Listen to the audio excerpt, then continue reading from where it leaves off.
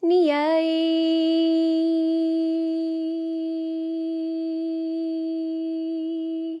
Ni ta no du te o ti linh Tu shi ning noi gao mong ni chi bo Ba lo bia hai cho ti linh tu tu mi mai gao Mua cho kê tu xia e kia mua sao Kia lo ua y mi đại đau chia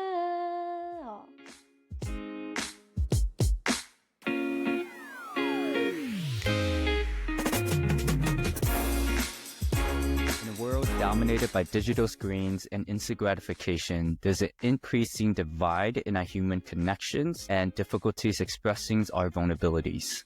Letters to My Podcast explores the tapestries of storytelling by transforming written letters into spoken word. I have the honor of interviewing courageous guests as they dedicate their letters to a loved one, showcasing their vulnerability through their past experience, reflecting on challenges and lessons learned, present realities, exploring current identities, struggles, and passion, future aspirations, sharing their hopes, goals, and dreams for the future.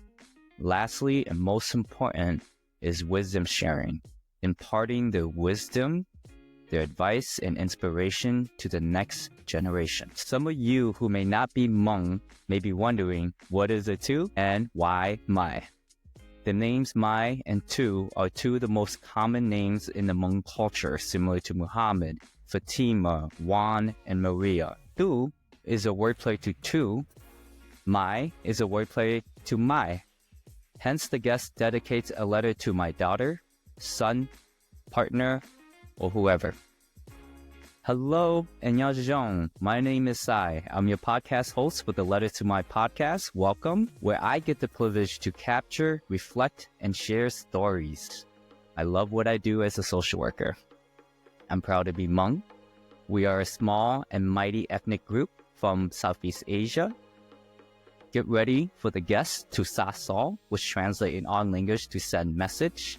Again, Sa Sol, to send message by the way of letters that speak and stories that heal. Here's our next guest. Enjoy, vulnerable listener. Bye.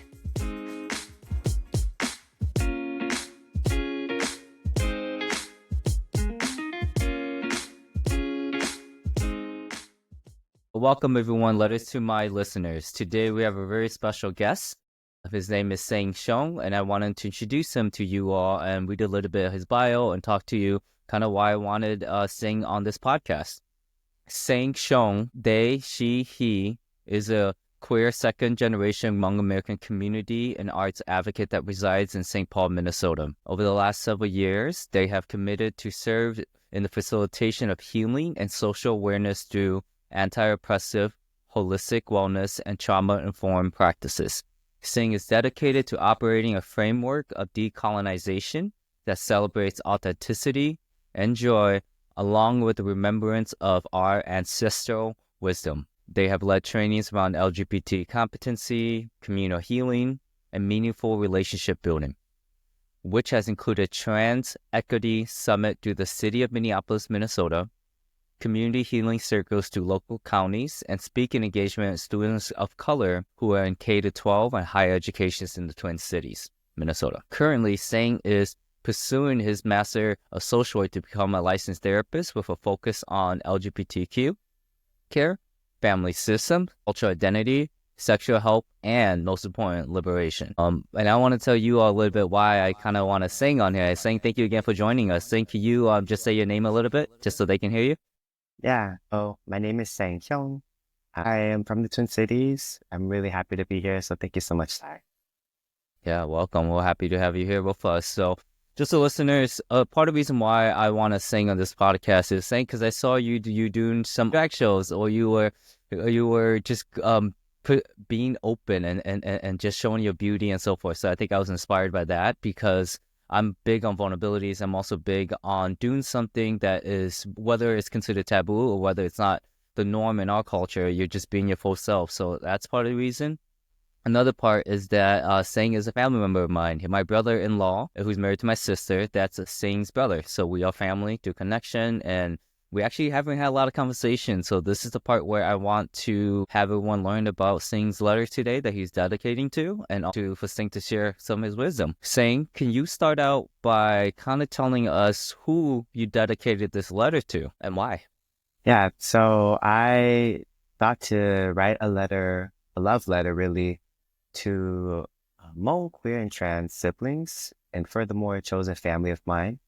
I think it's super important to celebrate and to make space for this part of our community, for myself included, and that I think being is that we have a lot in our community that struggle when it comes to homophobia, transphobia, and I think to also our families who are not part of the LGBTQ community, to model and demonstrate how is it to love on LGBTQ members of our community and families, because there are people who are supportive, but they're figuring it out. They're trying to learn, and they're part of the transition to learn what is it to love on one another as Hmong people, as community, as people who have lived through histories and series of violence and persecution. So this letter, I wanted to dedicate it to Hmong queer and trans people and siblings. Thank you. And then before we jump into the letter, saying wisdom sharing is also education. Can you tell us a little bit more about what pronouns are and why it's being used? And secondly, break down LGBTQ plus, please. Well, LGBTQ plus is an umbrella term for people who identify as gay, lesbian, bisexual, trans, queer, etc. There is a plethora of people who are outside of just ideas of heterosexuality, Right. cisgender, which also means you identify with the gender you assigned with at birth. So male, man, female, woman. And so from there, pronouns are a helpful way to identify and help people self-affirm themselves in the gender identity they see themselves fit through third person words such as he, him, his, she, her. For non-binary or gender neutral terms, they, them, theirs, and there's several others that I think in the English language, at least, people create to identify themselves with. In Hmong, we also have nu, which is also a gender neutral term when we look to identify someone in Hmong too. So that's something really cool about our language that is really expansive in that kind of way, just having to reframe it as such. Yeah, actually, I did not know that. Nu is non-gender conforming.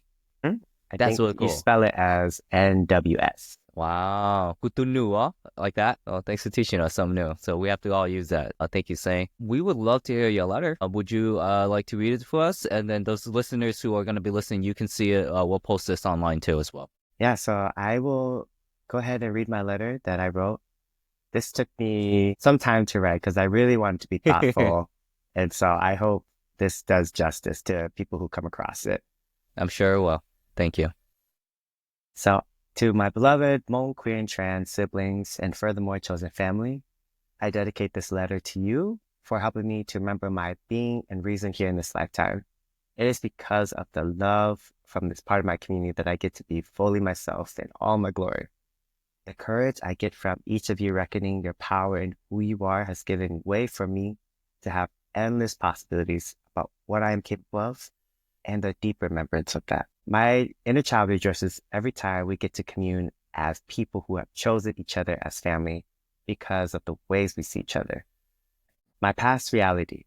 Growing up, I knew how to hide who I was very well because of the ways I was made to believe that I was not okay as I am.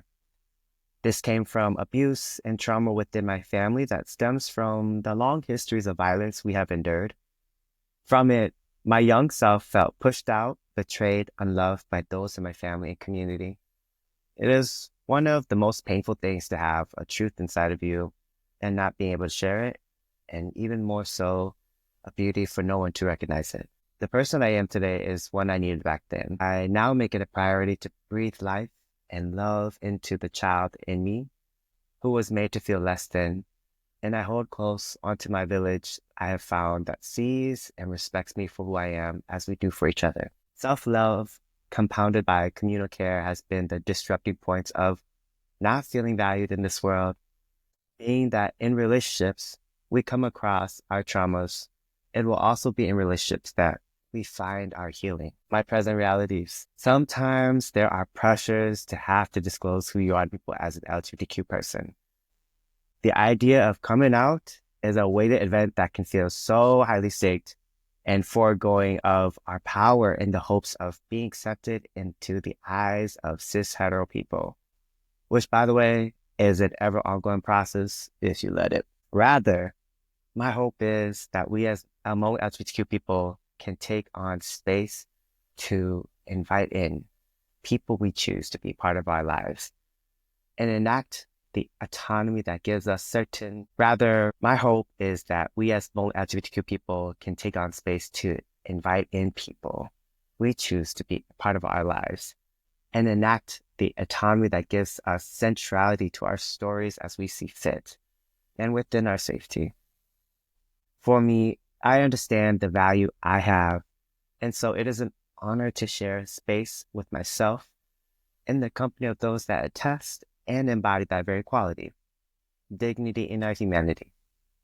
Whatever your journey is to figure out these parts of coming into your own as a person, just know that your timing is meant for you and never too late to know that you're worth it. My future aspiration.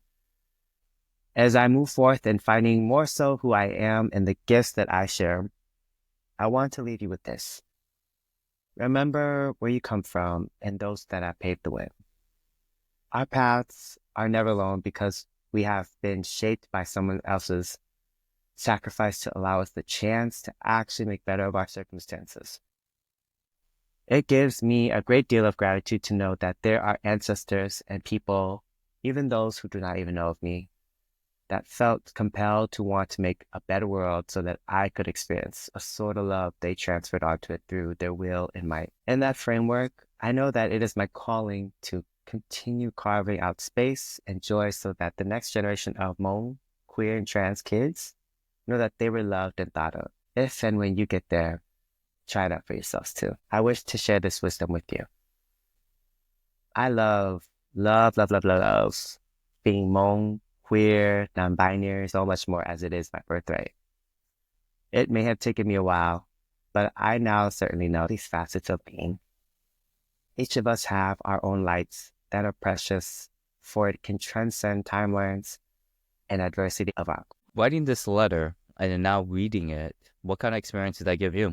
You know, this letter was very cathartic to write. I haven't gotten a chance to sit down and really write a letter of gratitude and just expression of life as I have gone through it in the past year.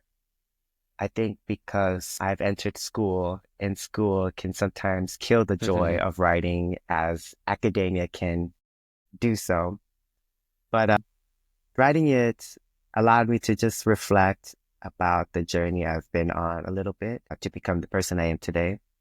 Revisit memories, people that have shaped me, and really give thanks to all of that. The struggles, the successes, the love, and the community that has been cultivated around me. And so it was fitting to have to dedicate it then to my queer and trans Hmong siblings, chosen family. Just being that it is such a unique experience. It's a magical experience as I write. And one thing about magic is that just because it is magical, it doesn't also mean it's real. We're human beings. We have so much of our humanity that makes up the trials, the tribulations, and also the triumphs of who we are. And so it was really a chance to just offer gratitude and appreciation for this journey thus far and the people that have made up of it for me. So it was a lovely experience. Yeah, I'm happy you did it. Mhm. I think one of the biggest thing for me in terms of writing, the words I always think about is reflections, reminders, and gets you back on track, because as you're writing, you're reflecting on these things in your life that shaped you, helped you who you were. This is like part of the purpose of this podcast is for us to reflect and share stories. So great job, Sing. Thank you. Cool. So we're going to break down a little bit more. I'm going to ask Sing some more questions about his experience. So Sing, for you, you talked about your experiences with coming out and your experience with gender, with sexual orientation. Can you tell us more about how your past experience kind of shaped you who you were today, or your struggles, so forth, that you feel that's important to share with our listeners? I think for my journey, what was so closely intertwined was culture and gender and sexuality that I grew up so I'm from Brooklyn Park in Minnesota, and the area that I grew up in, there wasn't that many Hmong families, and I just didn't see much representation of that. And at a young age too, I knew I was just different in the ways that my gender and my sexuality, I knew I was not straight, just by no means. I knew that, but I think what I learned as a child was that it was not a time that that was accepted. And from that, I would be met with, beratement, abuse, just things that let me know that that was not okay. And so when I write that I learned really young how to hide myself very well, it's the mask of putting on, Right. how to be someone being raised as the Hmong boy into a Hmong man, someone who just is not connected to Hmong community because I didn't see much of that around me. And, when I got into school too, that's where I learned a lot of English, that all the Hmong that my paternal grandma, my ba, tried to taught and instill into me while my parents worked full-time jobs trying to support our family, because we came from a working class background. I was indoctrinated. I was really influenced just to learn English and forget a lot of the beauty, the complexity about what our Hmong language and culture has. And so much of growing up, there was just missing awareness and consciousness about what it means to be authentic and to be myself, because that was not nurtured or supported. And so when I got to college, kind of independent from family, kind of going into a world where I have to practice autonomy and make choices on my own, I started to then reconnect and be really challenged about these questions about who am I? What do I really care about? What are my values? And I found that so much of these questions brought me back to what it means to be Hmong, what it means to be queer, Right. and essentially what it means to be free. Because I think that's the thread that connects all these things for me. And I know that for a lot of people, there's sometimes this tug to feel like you have to choose between being Hmong or LGBTQ if that is part of your reality and Right. truth. Yeah, we And don't live in life. We don't live in life in absolutes. That's a Mhm. frustrating thing. But yeah, sorry. Keep Yeah, going. no, Yeah. I think it's so true. There's a lack of nuance because we are in an age where it's hard to really reckon with people's humanity, to see people's humanities and to value the fullness of people, who they are. And so at the age of 19, I made the decision to take back who I am. Yeah, there you go. And I kind of, even though I didn't grow up in a shaman family, I felt like I did performed a really necessary ceremony of a soul calling to get back who I am, hopefully, if you want, so that I could heal. I could really be in tune with who I am and my purpose of why I'm here in this world. And part of that is knowing that it is a really wonderful gift to be Hmong, LGBTQ, queer, non-binary. So that's a bit about my experience with that. Yeah, it's like, I think that's powerful too. And for the listeners, I want to share experiences from a cisgender Hmong man, me as well, and growing up around LGBTQ individuals. Like even for me, I was taught that it's wrong. I was taught that you should marry Hmong. I was taught that if two men are holding hands or two women are kissing or vice versa, that you should be shunned. And it wasn't until undergraduate, I was in a social justice minor and learning about LGBTQ, learning about how the Native Americans have had, oh my God, what's it called? Third spirit? Oh my God. Two-spirit. Two-spirit, thank you. Two-spirit. And thank you. And learning about the Native Americans have had this in the history of individuals who are LGBTQ, and they call them two spirits. So this has been going on for as long as human civilization has been around. It's, at the end of the day, the frustrating thing for me as a straight cisgender male is just like, all this is a human construct. Like, people created all these things, and it has caused death, suicide, addiction, and so forth. As a social worker, that's all I've seen, and it's frustrating. The difference is when your family supports you, changes the whole complexity of everything. Sorry, that's my rant, but say. It's true. I think that's why it's so important to speak about it, because there's a lot of families that struggle about what is LGBTQ, and even in our language of Hmong, there is no words, oftentimes no words to describe gay, Right. transgender.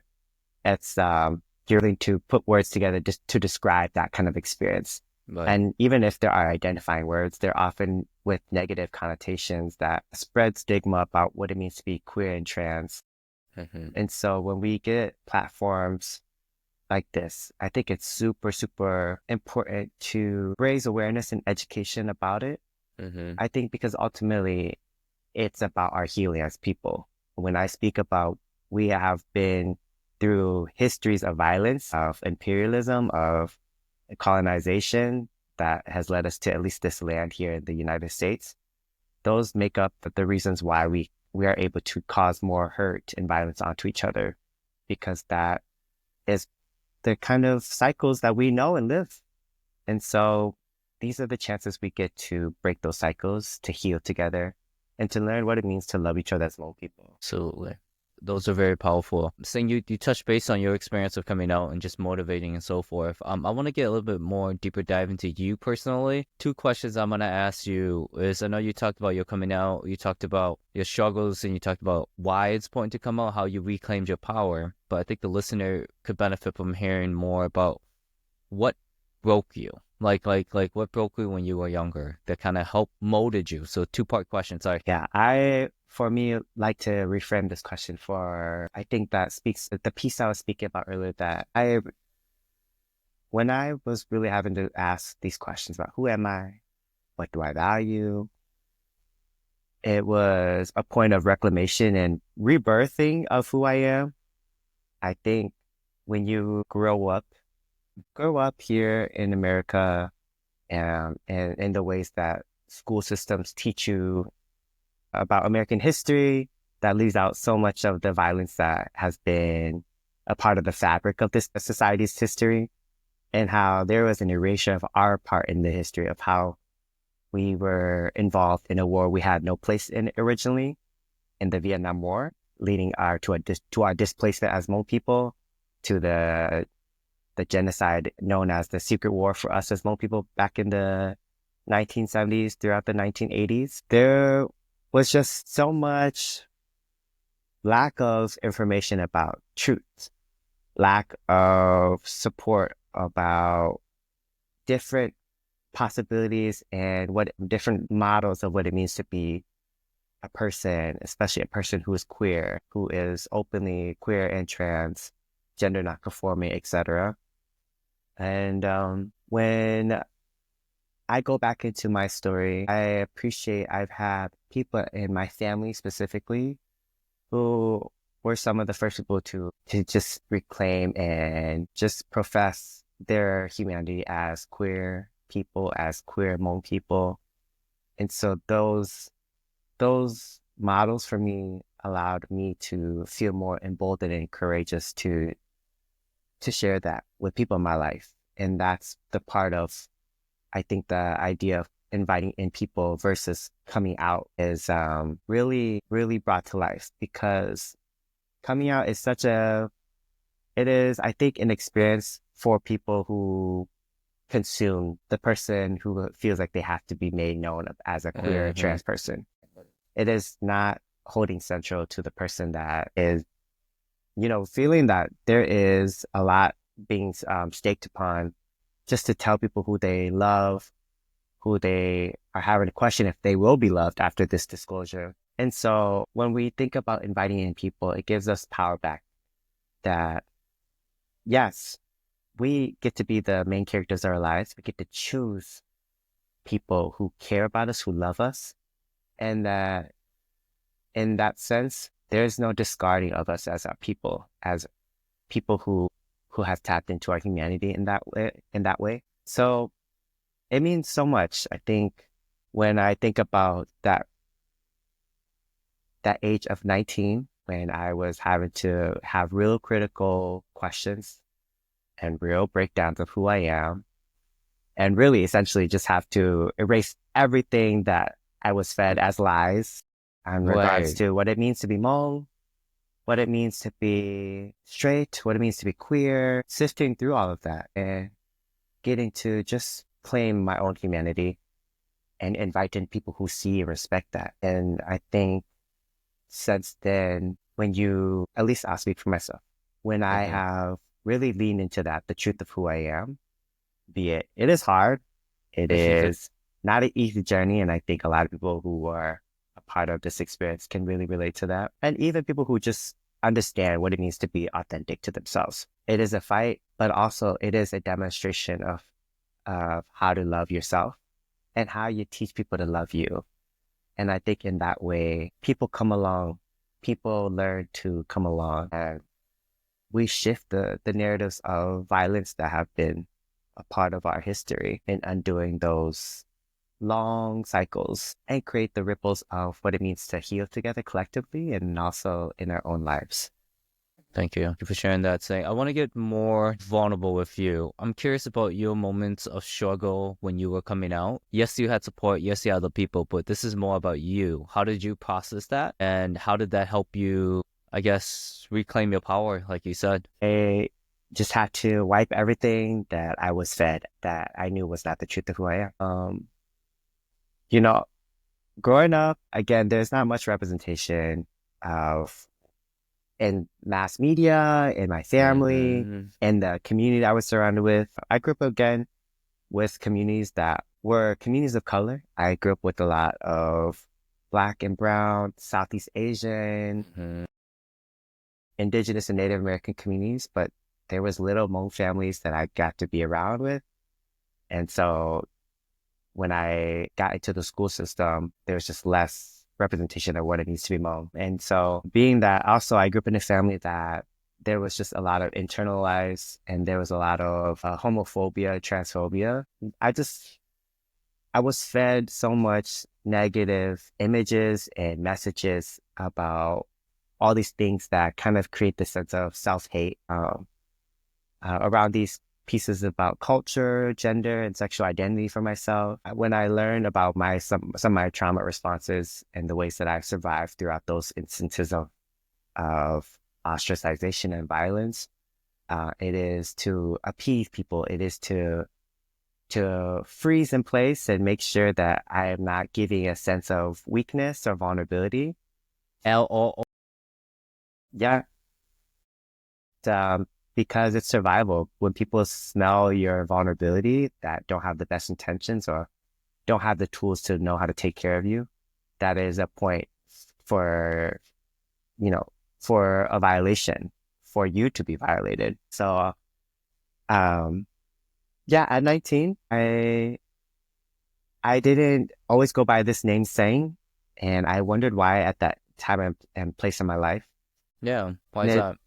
It's all those points about self-hatred, all those ideas about distancing myself from being Hmong, from being queer. And so when I thought about what mattered most to me and those components of being Hmong, queer, being free, ultimately, Seng felt like a place, like a home coming back to me.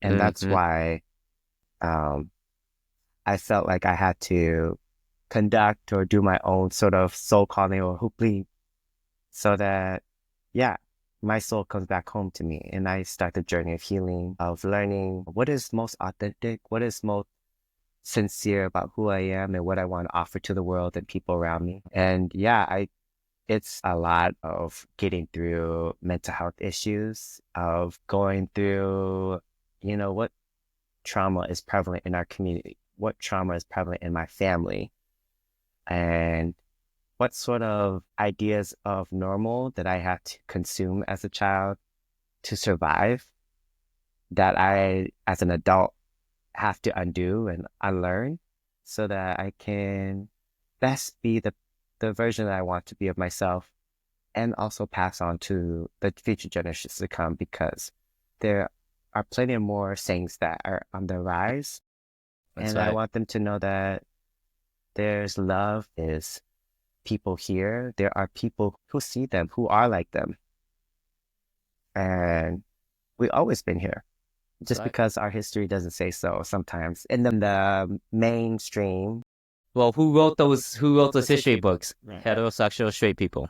Yeah. And even in sometimes our own curation of Hmong history, patriarchy excludes Hmong women, Hmong LGBTQ people. And instead of waiting to be invited to the table to be written into history, we're at a point where we'll write ourselves in, that we will make room and a table for us to sit at. Well, and just share with the listeners, I think I struggle with the Hmong conformity aspects of it too as well in our culture, because it's very similar to black and white. And if you don't fit in, that's where self-hatred comes in. That's where anxiety, depression, low self-esteem comes in. So there's beauty to our culture in terms of bringing the community together and having our amazing New Year's and being so tight-knit. But it's always a balance. I just compare it to democracy. Democracy is great, but when the rich people have too much power into it, it erodes our system. So I just think hate, dislike, pain, suffering, and discrimination really negatively affects our community. And then Seng, I love it that you at the age of 19, you went back to Seng.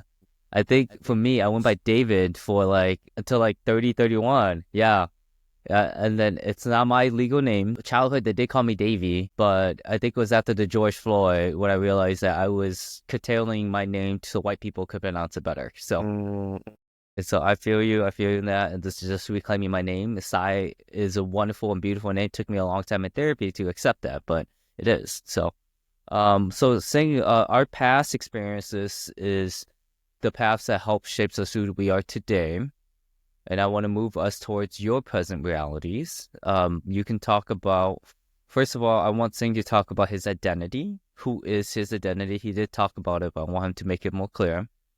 And what do those identities mean to you, and why are they important? Yeah, of course, I'm always claiming being Hmong. I love being Hmong, Hmong American in this life, but Hmong, queer, non-binary. Non-binary means I don't identify or see my experience in terms of gender in the space of man or woman.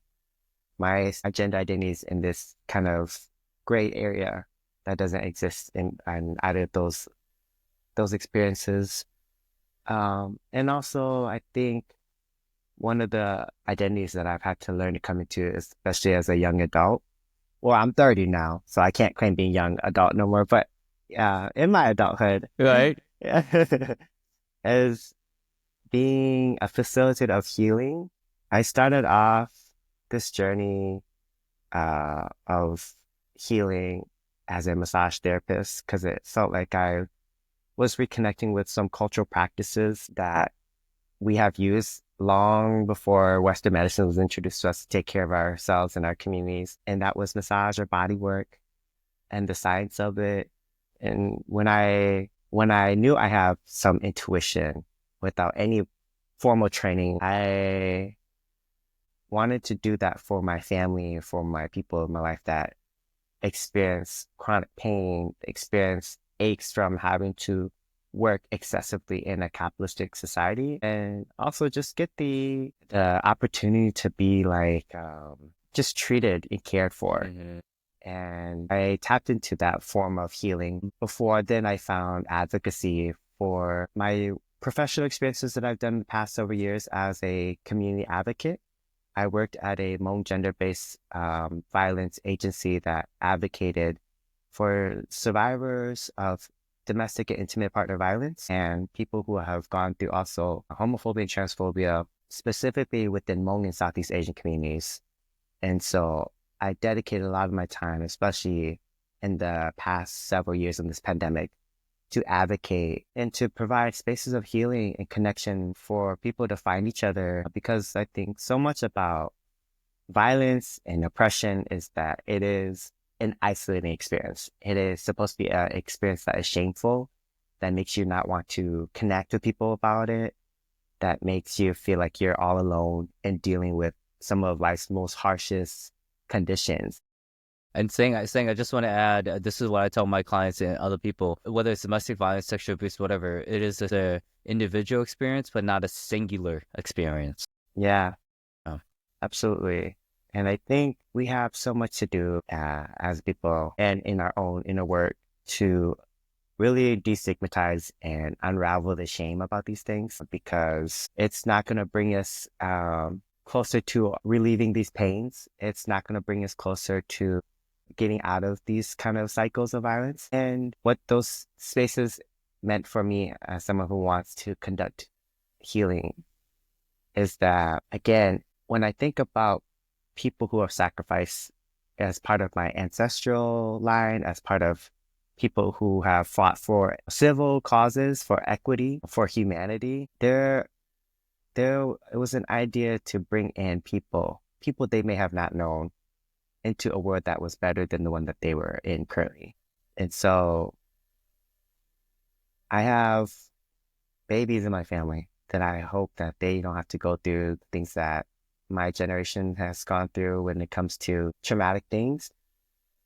And they'll have their own set of trials and challenges, but at least there's hopefully more tools. There's more blueprints about how we go and manage those things. There's more support systems. And there's really just more models of possibility to know that they're loved and thought of, and that we have long been thinking about them to make way for this. Yeah. I think it's powerful because, healing is powerful, and standing on the shoulders of the paths that were created on the shoulders of the individuals. Like, one of my big examples is the Black Panther Party. They started a school lunch program in like the 50s or 60s, and look at what we have now. Look at the impact, and that's the impact that you want to give individuals who are Hmong struggling with identity to LGBTQ. So, it's powerful. Seng, I want to ask you a question regarding grief. Can you tell me your experience with grief, loss, and the challenges that you experienced, and how did you heal? I think grief has been one of the most important parts of my healing journey, because it is just a natural part of life. There's so much loss we go through, so much loss that I have gone through and will go through, continue to go through. When I think about how it relates to this journey that I'm sharing today, is that, when I had to shed all these ideas about who I am and what I've learned, what life was at 19, it was a huge loss about my sense of self. That was the mask, but it served a purpose for me to survive. Had a huge loss with community and family that I grew up with that just no longer aligned with that part of my truth, whether it was because they couldn't accept it or they just didn't know how to hold that. And I was in a place where I couldn't handle people who are figuring it out, even if they had the best of intentions. And so grief was a huge part of that journey that devastated me at the time. And I think severely flared up things that were chronic of mine when it comes to mental health, such as depression and anxiety. When I made that decision to kind of like reclaim my name, reclaim my queerness, I was in my second year of college and I had to drop out because I was breaking down. I know, trying to handle academics, identity, family, just a lot of pressure. It was. And I think one of the things that is really important about grief is that it is not a bad emotion. It is not a bad experience. It is a part of life. And I think it teaches you about what care means and how important it is to offer that to yourself, and to curate a system of care around you so that, it can become alchemized. Grief can lead you to opportunities to reform or rebirth who you are, rebirth the systems around you that love on you, that care about you, and resurface your purpose. I think that's what grief can do. And what we just have to be able to do is create the container to hold grief, expand it without shame and without shaming others about their own griefs, and know that it is natural and that it really does take a village. I would not have gotten through that moment of my life without people who really cared about me, who saw me, and especially with getting to meet other queer Hmong people. I think that was a time in my life where I was really seeking out that part of community. And I found an organization that no longer exists, but at the time was called Shades of Yellow, that consisted of people who were organizing around Hmong LGBTQ community, really intentional about trying to reach out to people here in the Twin Cities that are Hmong LGBTQ to know that we got you, we're here, there is resources, there is support, and people doing groundbreaking work to pave cultural space about what it means to be Hmong and LGBTQ. And so even though that is no longer an organization that is active today, that is the legacy that I get to be a part of and ride so that we can bring in more people to know who are also in their own process of grieving and of loss, that they're seen and that there is care resources out here for you. Thank you for sharing that. When there's grief, there's a loss of connection, there's a loss of relationship. And then saying you chose to let go or to process to heal from the past identities that you were, and you're choosing it to now. And I think that's very powerful, saying that you have done that. I'm not sure if you want to comment on that at all, but focus on the relational aspects of it and how you can help other people process this experience too. Yeah, I think just like how I wrote in my letter, that sometimes it is relationships that create or, make our traumas occur in our lives. But it is also in relationships that we'll find healing and opportunities for growth. And I think that's part of, what it means to be a human being, that we're social creatures. And especially as Hmong people, really collective and community-oriented people, where in instances of crisis, of grief, we have called on our family, our kin to be surrounding us so that we can be healed. We call shamans, we call family members to help the operation about the ceremony. We have people just call our spirits back when we can't do it ourselves. There's so much community in that. And I think when we think about the history, about the violence we have endured as a people, it is meant to make us feel like we are not worthy, that we are not able to have community, because there are forces that are just would rather us not exist here, would rather not take resources, would not, take space. Yeah. To be seen and champions of our own stories. And so these are the things that when we think about collective care, it is a form of resistance, but more so it is a form of collectivity that we know has been a part of our survival and means to survive or to live joyfully, to, again, transmute that grief into something that will become powerful, become beautiful. Right. And so I just think that grief, there's so much that it does as it's natural, it's a part of life. And when we get to understand how to be with it, how to share that with people, really powerful and amazing things happen and changes the trajectory about how we can be as a people. Absolutely. And then I just wanted to read for the listener what one of the definition of grief is, right? So grief can be described as a process of experiencing psychological, which is in the brain, behavioral, social, or physical reaction to possession or loss. A grief does not have to be a death of someone. Grief could be, like Seng said, the death of an identity. Grief can be loss of a home due to natural disaster. So thank you so much for sharing that, Seng. We're going to transition to the next topic. I'm sure some of the listeners are in school right now and either started the new year, ready to get done in May. Seng, can you kind of tell us about your reasons why you want to go to school and give any advice or any struggles. So if we really want to focus on struggles and vulnerabilities and also talk about money. Yeah, I can start with my undergraduate experience where I think my entry into that part of my pursuit of higher ed was the messaging that I think so many Hmong kids and Asian kids can relate is that your parents expect greatness, expect high grades of you. Wait, hold on. What is it? Say it in their words. No, just like you go to school, you better get Right. A's. Right. You better become a doctor, a lawyer, something that brings money, something that just solidifies stability, economic success. And that's it. You can't be anyone else. Yeah.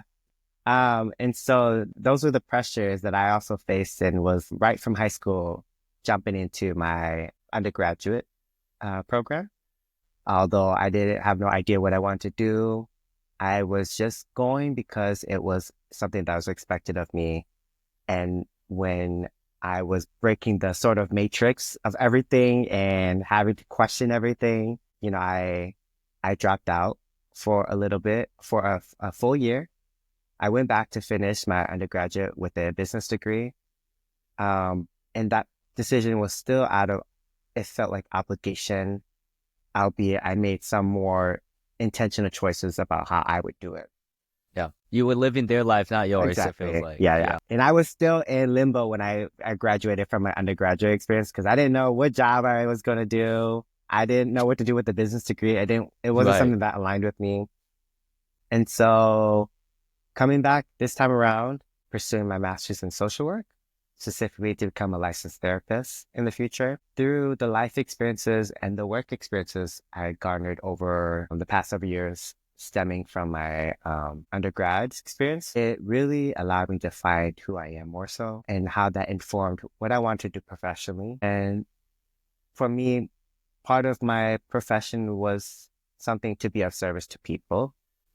When I thought about what acquiring a degree as a master's social work professional, it would allow me, I think, more tools and ability to serve my community the way that I wanted to. And so those were, I think, the things that made it different this time coming back, that I had more autonomy, I had more purpose, more understanding about the things I was studying because of the things that I have lived through, the things that I have done professionally as a community advocate, as a direct service provider in this field of work. And the finances of it, I understand the weight that comes with all the loans, all the debt, and making sure that I think to reorient that frame, that this was going to be an investment. In my undergrad, I didn't have the semblance of understanding about money that I do now. And that's how I racked up so much debt in my undergrad experience and figuring out how am I going to pay this off. I'm still paying off, and I'm still going to be paying off after my master's. Sounds welcome to the club. Yeah. But it is an investment, and you have to understand that. Right. And also have to, be smart about the way that you're spending money. It is a struggle financially. This is one of the most biggest surprises going back to my master's was the financial sacrifice, having to quit my full time, having to dedicate time in my field practicum learnings that may or may not be paid, but was not financially feasible to live, in the housing that I have, to pay the bills that I have, to feed people and my pet that I have. Like, there has to be, I think, planning, has to be intention about your finances as well. And that may also include, again, that system of care of people who can help you with that, help plan that with you. But yeah, money, I think it is important because a lot of us come from families that don't have generational wealth. We're trying to build that. And so in part, this is how we do that. It's an investment, and we have to be smart about where our money is going to. Well, I think this is like the journey of you exploring yourself, just similar to life, you're exploring the things. So what you did is you align your values and your life experiences with your profession, with your school, and that's align your profession. And social work saying is a wonderful field. Like for me, I'm a proud social worker. of over 13 years, but I'm also very critical about our field. Like you said, we don't pay ourselves for our interns. It's basically free labor, so I'm hopeful for social work can get paid more, and that's one of my gripes about social work. But I do love the ability to help and, like you said, be of service to others. The ability to just help and heal and just be with them is very important. And for future social workers, is something called public student loan forgiveness. You work 10 years in the field in nonprofit or as a social worker, your loans will be forgiven. So again, public student loan forgiveness. Seng, let's transition to the next two.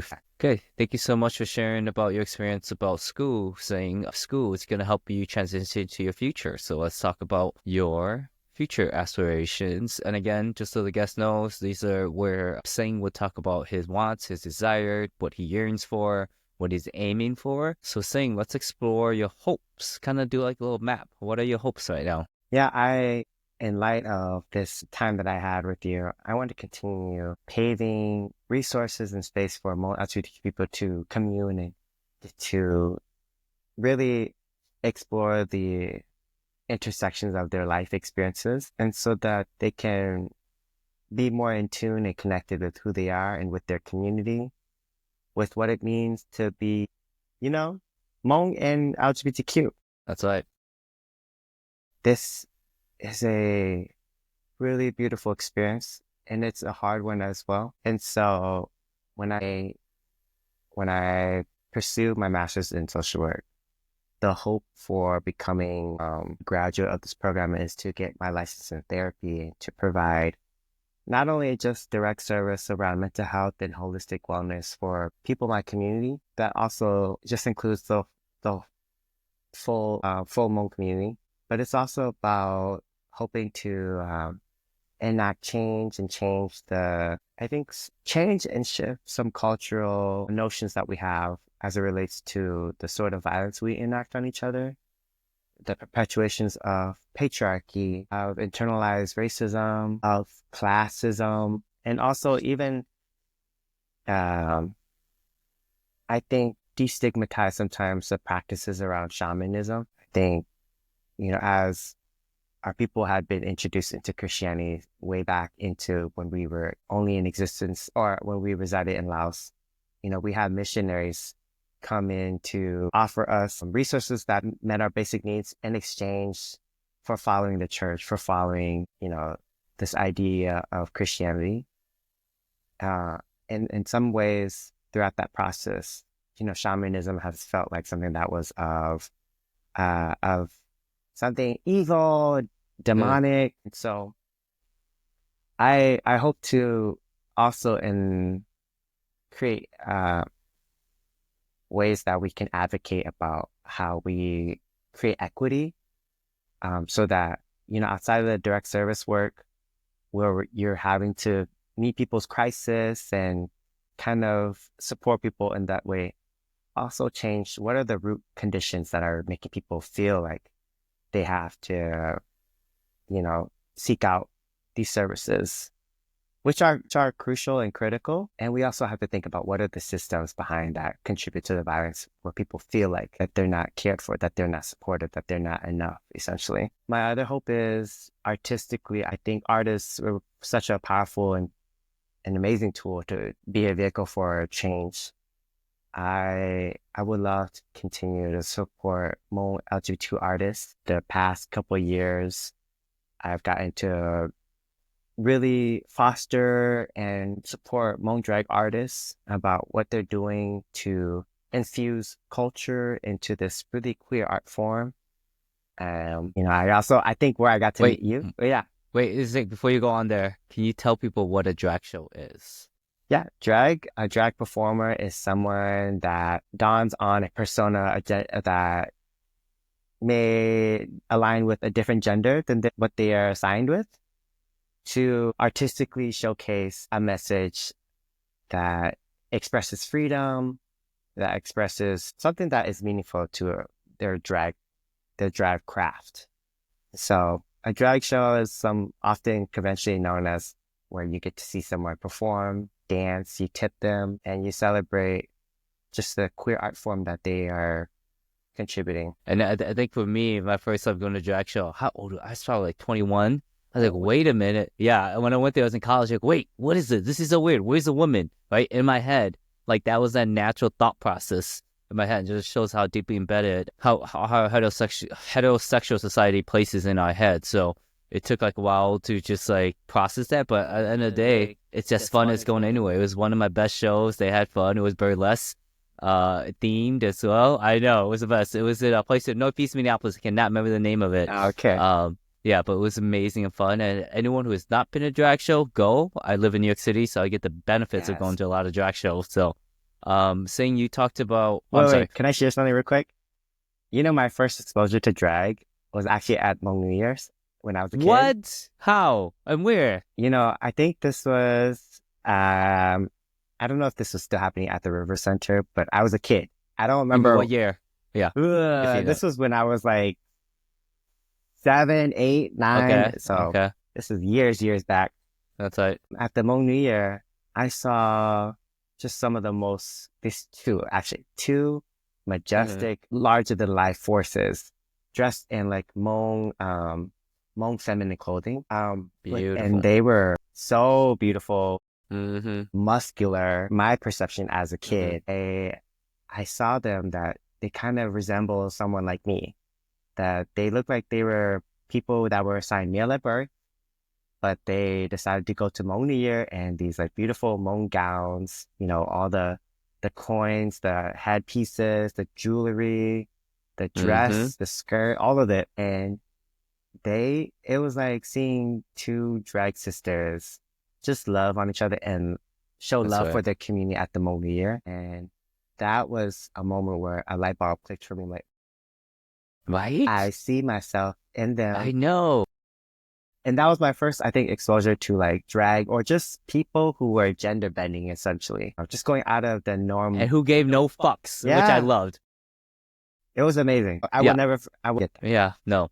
I think for me, it's just like I went to St. Cal State, and for the listeners, this is the first episode, Dr. Dia Cha. She was the first Hmong woman to have her undergraduate degree in America, first Hmong woman to have her master's degree, and second Hmong woman to have her PhD. And she's a professor of anthropology.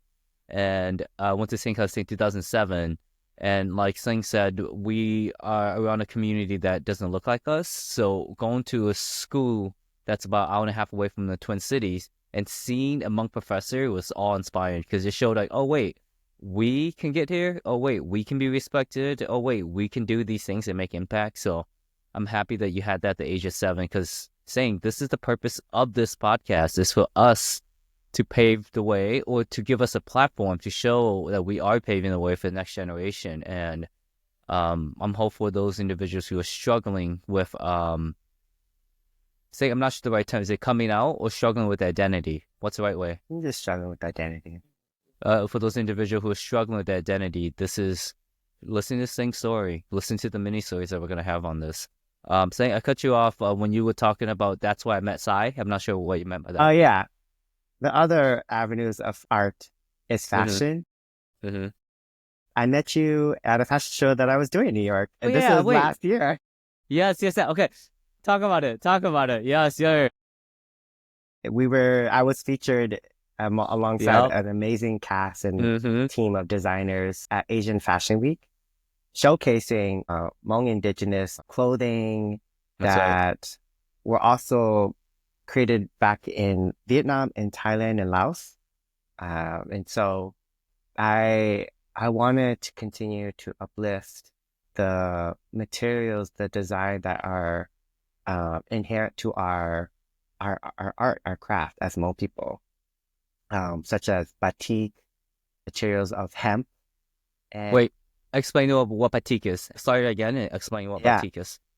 So one of the indigenous practices for Hmong people in our art forms is batik, which is a sort of pattern design onto fabric known as hemp that we use to create the motifs, the patterns that are well known for Hmong clothing. And the dye is from, I think, indigo. Correct. There's also bees. It's a dark, beautiful blue, y'all. There's also bees, I think, sort of like beeswax or a sort of wax to create the designs, and a specific tool and technique that is like a little scythe that you create these designs that make up this garment, this beautiful garment or this cloth of art. And that's batik. So just continue to uplift the likes of those things that are inherent to our practices. That Because saying why is it important to maintain those practices? It's some people say it's too old, move on, or oh that's antiquated or that's antique. We gotta I guess assimilate, which I'm against to this culture. that is so wrong Thank you. because Thank it's you. just a part of our history. It's part of who we are. It's part of, the nature of our storytelling as Hmong people. Storytelling is everything to us. And aside from our oral traditions, these practices, the designs, those were the things that kept the message about who we are as Hmong people alive, especially in times of persecution. They held deep meaning and messages about where we came from, who we are, what certain practices, and even forms of resistance against forces that were trying to erase us. And so keeping those alive, is important because it's about who we are as a people, where we're going to find our freedom, where we're going to find our healing. Because I'm a strong believer, you don't know where you're going unless you know where you've been. And that relates to our history. Yeah, my hope is to also continue to supporting the arts, especially with Hmong LGBTQ artists, and continue to dabble in it myself. Part of that is I would love to continue archiving my family story. Me and my mom, we just got to write a story about paying homage to her paternal grandma back in Laos. Okay. Before their departure in the Secret War. And so it was a memory, a keepsake to really immortalize this woman in our family. I think that, in so many of our families, we forget about, all the matriarchs, all the women. No. I want to keep these things alive. I want to keep these people, these women alive. Right. And saying, you just made me thought of something, because part of the reason of this podcast is like our OGs, when I say OG, our parents, it's difficult for them to talk about because they don't have what we have had, the mental health and being in America, talk about emotions and feelings. So one of the goals of this podcast, once it gets ready, is just like, we're going to do the same similar template and ask our OGs. Like, I want the kids and the nieces to start a project like this so they can ask their aunties, uncles, or grandparents about this, because you're right. But we're oral culture, therefore we don't have a lot of things recorded. So we should really record all these things, because those matriarchs, I don't know my great-grandmother, I'm there with you too, or great-grandfather. I think just speaking a bit about stories and what they mean to us as Hmong people, and also just thinking about what power it holds. Part of my mission in doing these pursuits of mine, whether it's about preserving art, whether it's about preserving our humanity, is knowing that our story didn't begin in tragedy, and our story didn't begin at war. It didn't begin in poverty, and it didn't begin in the depreciation or the view about who we are as lesser than. I think I want to shift the narrative and sometimes the scope of how some of us are led to be self-hate, are led to hate ourselves because of misconceived ideas about who we are, is that, we are beautiful. We had lives full before we became refugees, before we lived in impoverished areas of our residence, that we had joy, that we had art, we had a lot of care and community that really has gotten us through 10,000 years of persecution. And so my pursuit in these things is to know that, being Hmong, being LGBTQ, being a part of this community, it's all a beautiful experience. And I hope we get to celebrate that and explore more the nuance and the complexity about what it means to be all these things. Absolutely. Well said. Okay. So we're going to transition to the wisdom. So we're going to move to transitioning to the part of wisdom sharing. Your letter was focused on the Hmong LGBTQ community, and I just wanted to ask you, what advice would you give someone who wants to start a similar path or who wants to learn from you, what would you tell them about skills, experiences, mindsets, and philosophy that would help them? I would say to someone that is figuring out what their purpose is in this world, who is struggling, maybe who they are as a person, to take the time to figure those things out, to really give space and also a lot of grace to know who you are, what values you have, what is important to you in this lifetime, and what people you want to surround yourself in achieving those things. I think community is so important. Nothing in this life is something you do by yourself.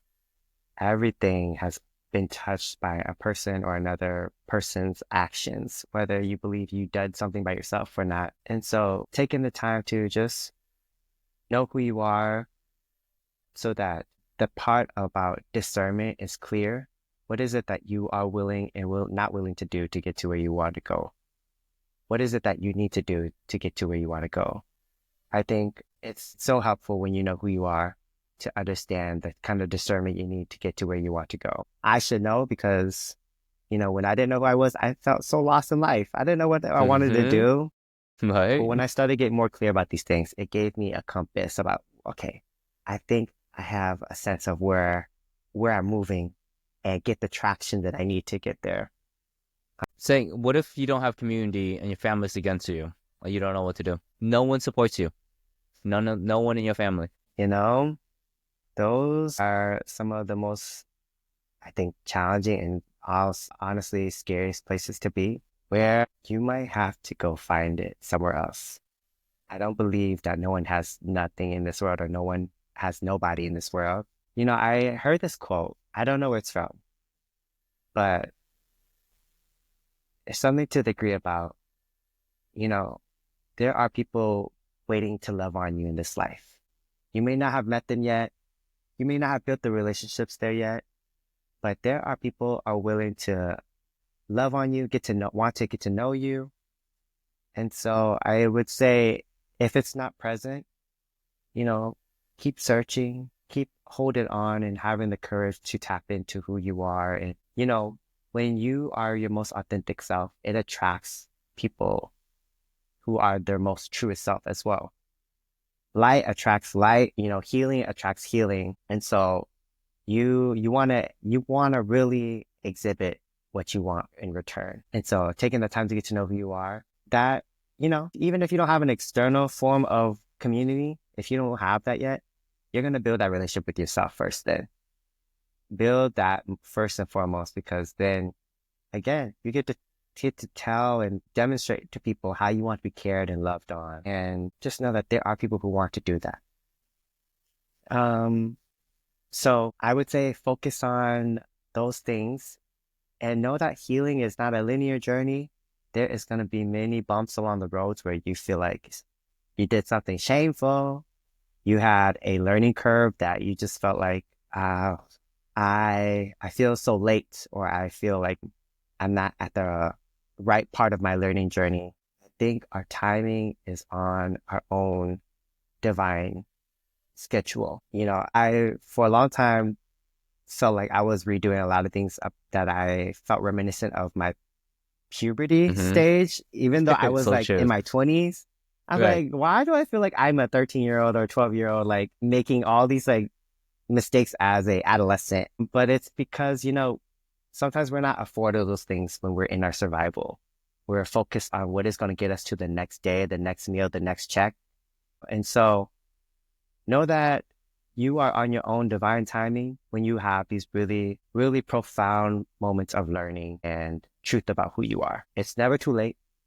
You are going to be where you need to be at. And just know that find your village.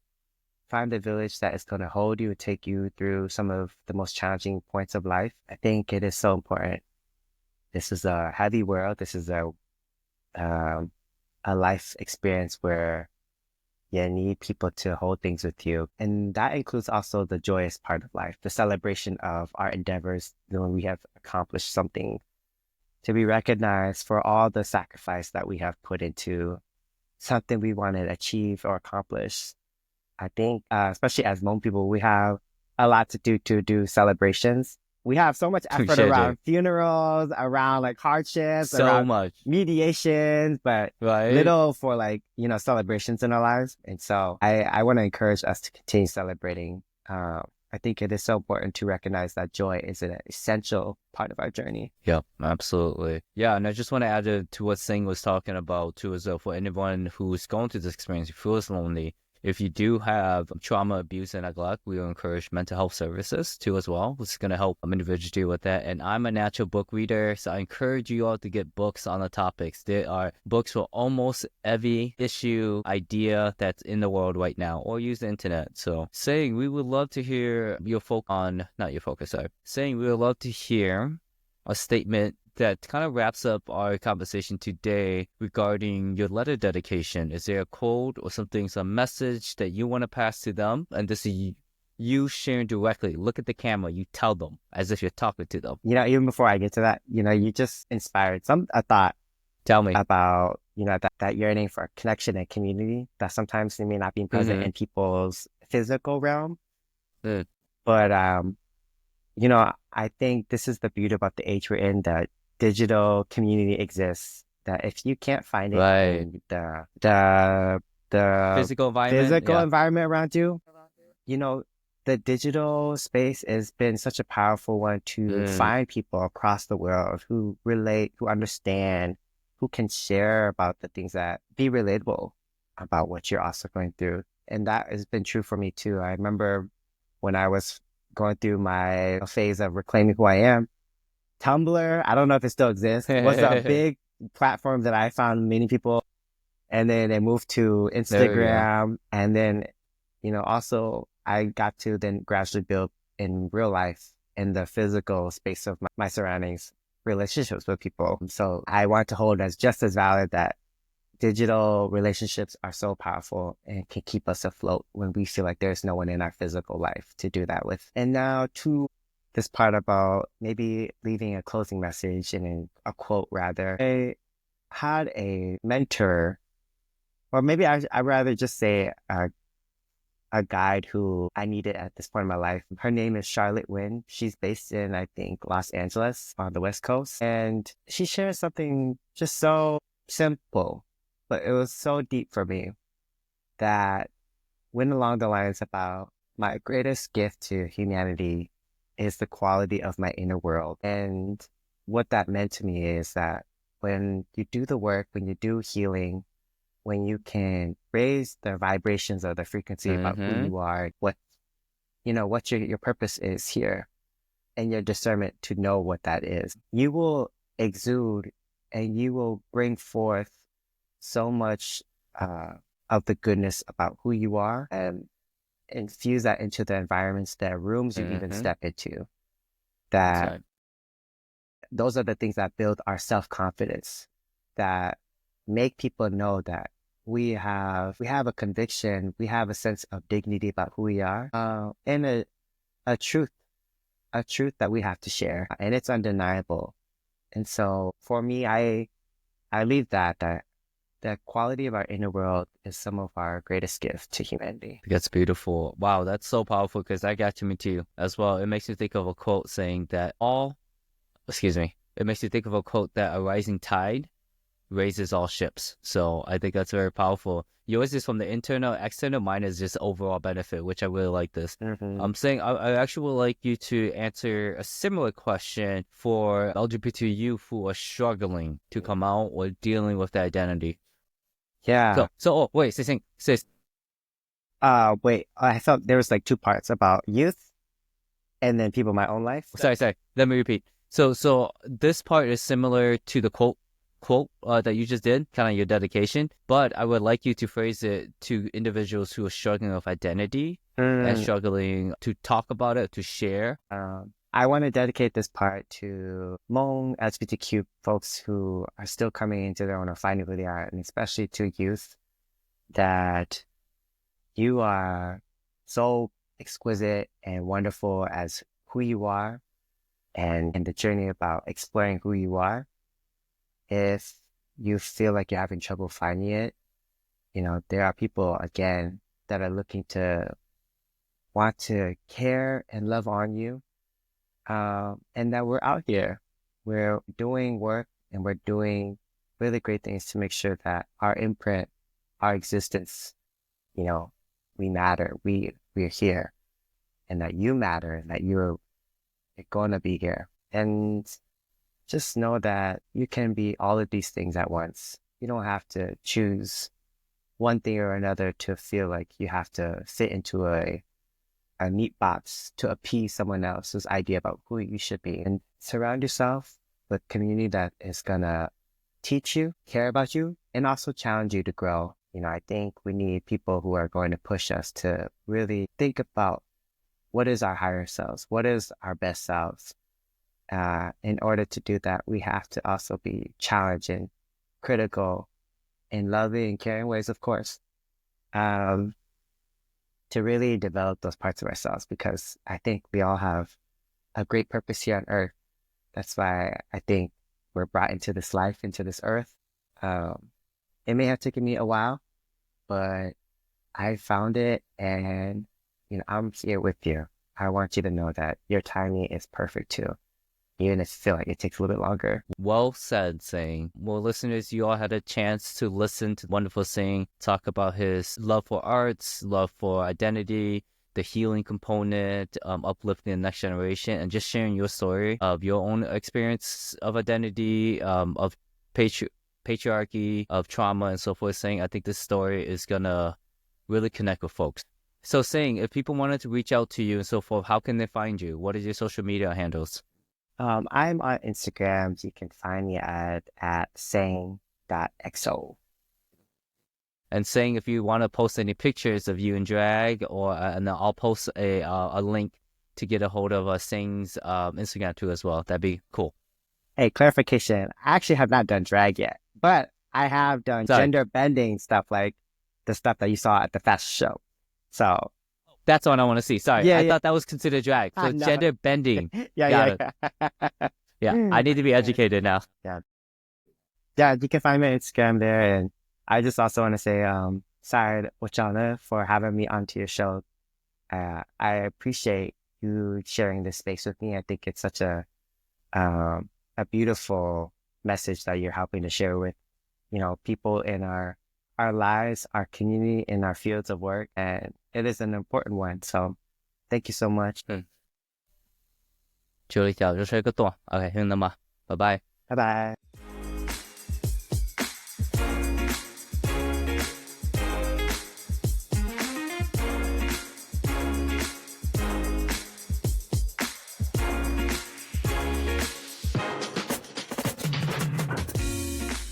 Thank you for joining us on Letters to My Podcast inaugural Season 1. We hope you can hear the power of storytelling, vulnerability, and self-expression rooted in the Hmong tradition. Let's continue to bridge the digital divide. I am Sai's niece. My name is Emma, and he is my uncle. He has helped me become more confident and made me come out of my comfort zone. I remember one day he took us nieces out to Dairy Queen. We decided to race back to the car, but my sister ran too fast and slid under the car. It was memorable because it was funny, and those moments are something I would cherish forever. Letters to My Podcast is where vulnerability meets self-discovery. Self-discovery meets writing. Journaling, writing letters, or handwriting isn't just about writing what is on your mind or reliving your experiences. It is a medium for self-expression and self-reflection. Take a pause and time to think. For Sai, it began with journaling in college, a practice that became a lifeline. He poured his fears, tears, failures, successes, self-doubt, and inspiring quotes on index cards. At one point, he had over 300 index cards in a shoebox. Writing helped him discover a powerful path to self-awareness, increasing his mental well-being and assisting in processing his emotions. As a social worker, a pen and paper were his constant companion, helping him process interactions and to not miss anything important. Dai has benefited from the power of writing and wants to revitalize this practice and share it with you all. A little bit more about my uncle, who is the host. Sai, he, him, his, is a first-generation Hmong American man social worker, and community organizer with over 12 years of experience. Sai is diagnosed with ADHD. He is passionate about building community through storytelling, self-expression, and the importance of affinity with their human counterpart. Sai believes each generation builds upon the next and seeks to uplift the next generation. One quote that embodies Letters to My Podcast: "Our children are the greatest hope we have. The future belongs to them." Nelson Mandela, South African revolutionary. Letters to My Podcast focuses on passing wisdom and uplifting the next generation. It is our turn to pass the torch of wisdom and leave the world a better place than we found it. Let us impart our hopes, dreams, and future to the next generation. If you enjoyed this episode, please like, subscribe, and give a 5-star rating to help with the algorithm. Letters to My Podcast is on Apple Podcasts, iHeartRadio, Facebook, YouTube, Spotify, Blue Sky, and Instagram. Disclaimer: Sai Yang, LMSW, is not establishing a therapist-client relationship with listeners through this podcast, and any reliance on the content is at your own risk. The views expressed in this podcast are Sai Ying's personal opinions and do not necessarily reflect the views of their employer or licensing board. For any mental health concerns or questions, please seek guidance from a licensed mental health professional or call text the National Suicide Hotline 988. Thanks for listening to Letters That Speak, Stories That Heal. Sai's niece Emma, outro done. Oh, ciao.